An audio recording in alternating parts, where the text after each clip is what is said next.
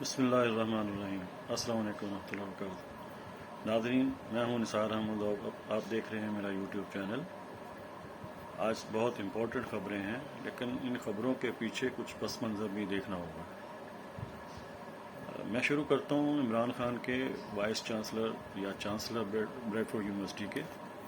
جب یہ chancellor Bradford university کے سلیکٹ ہوئے ہیں، تقریباً پوری دنیا سے 200 انٹلیکچوئل ان کا انٹرویو کیا گیا۔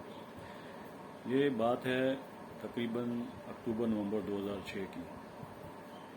اس ٹائم میں یہ تقریباً 200 بندے کا انٹرویو کیا گیا، جس کے بعد عمران خان کو سلیکٹ کیا گیا۔ یہ وہ بندہ ہے جس نے ادھر یہ اسپیشلی ریکویسٹ کی تھی کہ مجھے سیلری سے کوئی مطلب نہیں ہے، لیکن میں اپنے وہاں پاکستان میں ایک یونیورسٹی بنانا چاہتا ہوں، مجھے آپ کی یونیورسٹی کی ریکگنیشن چاہیے۔ اس ٹائم پہ نیتن یاہو، ایریل شرون کے بعد یہ پرائم منسٹر آف اسرائیل بنے تھے، تو انہوں نے یہ کہا تھا، جو کوٹ اینڈ کوٹ جو ان کے الفاظ تھے، کہ ہمیں پاکستان کے ایٹم بم سے کوئی خطرہ نہیں ہے، لیکن یہ جو دوسرا ایٹم بم تیار ہو رہا ہے ہمیں اس سے خطرہ ہے۔ اب اس بات کو لے کے آگے آہستہ آہستہ جو ان کی پلاننگ کو سمجھتے ہیں، جو آپ پیچھے اس سے چلے جائیں خلافت عثمانیہ کے دور میں، جو ان کی پلاننگ کو سمجھتے ہیں، وہ اس بات کی حمایت کریں گے کہ جو بھی ان لوگوں نے کام کرنا ہوتا ہے، یہودی لابی تو بہت ٹائم سے چل رہی ہے، جو بھی انہوں نے کام کرنا ہوتا ہے اس کی بنیاد یہ 20-50 سال پہلے ڈال دیتے ہیں آہستہ آہستہ، اور یہ بڑے صبر سے کام کرتے ہیں۔ 20 سال ہو گئے، تقریباً 15-16 سال 17 سال ہو گئے، آج ان کو اپنی اس محنت کا پھل ملا۔ اس ٹائم میں انہوں نے بہت کوشش کی ہماری پاکستانی عوام کو فوج کے ساتھ لڑانے کی۔ پاکستانی فوج ایک ہمارے ملک کی ضمانت ہے، جو اس بات کو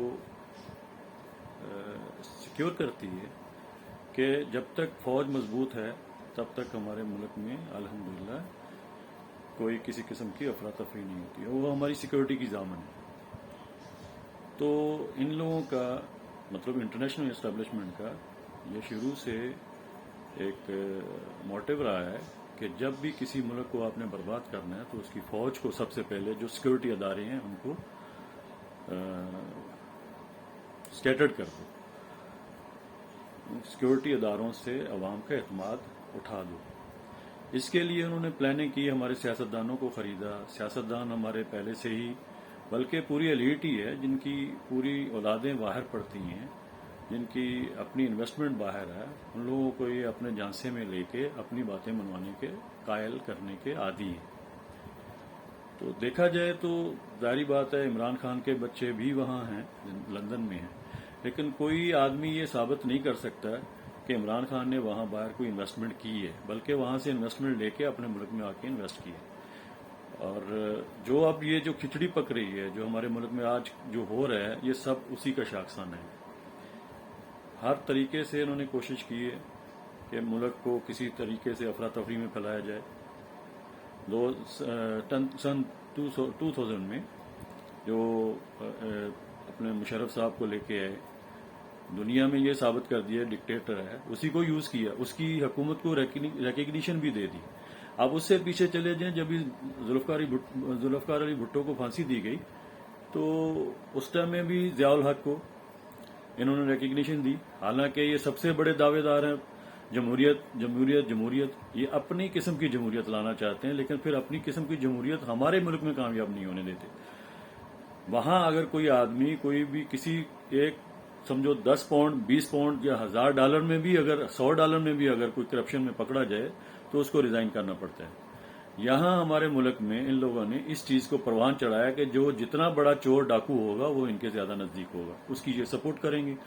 اس کی مثال ہم نے دیکھ لی، نور عالم جیسے، شہباز شریف جیسے، مولانا فضل الرحمان جیسے، ان کی کیا اوقات ہے کہ ہر ایک کرپٹ آدمی یا ہر ایک عام ایرے گہرے آدمی کو بھی ملنے کے لیے امبیسڈر اسپیشل ٹائم دے کے ان سے ملاقاتیں کرتا ہے۔ یہ مریم نواز جو پہلے سے ہی نااہل ہے، کورٹ سے سزا یافتہ ہے، ضمانت پہ ہے، اس سے ملاقاتیں کر رہی ہیں۔ جو ہمارے امریکہ کے ایمبیسڈر ہیں وہاں ان کے نمائندے جا رہے ہیں.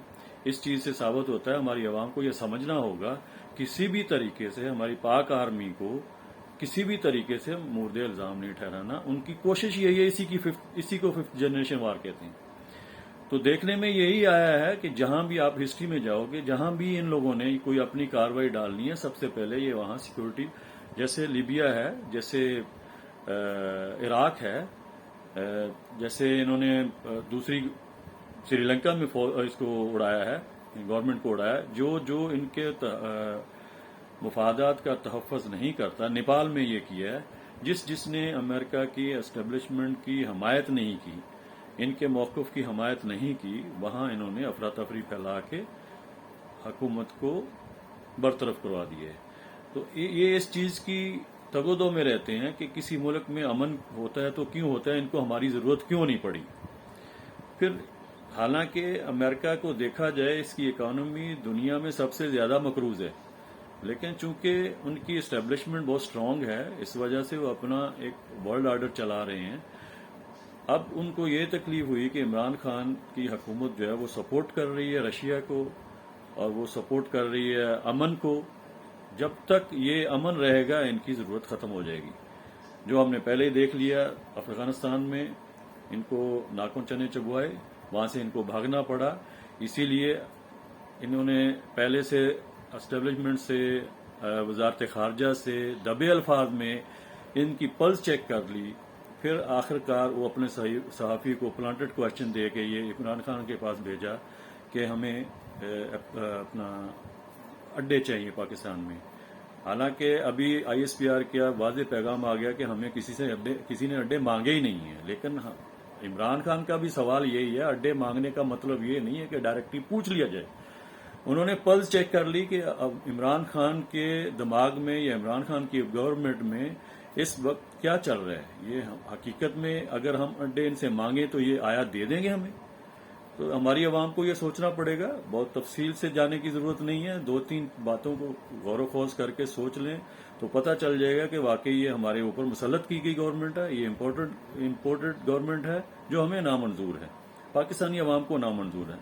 اپنا خیال رکھیے گا, اس چینل کا بھی. انشاءاللہ اگلے ویلاگ تک, اگلے خبروں تک انشاءاللہ آپ سے ملاقات ہوگی. اللہ حافظ.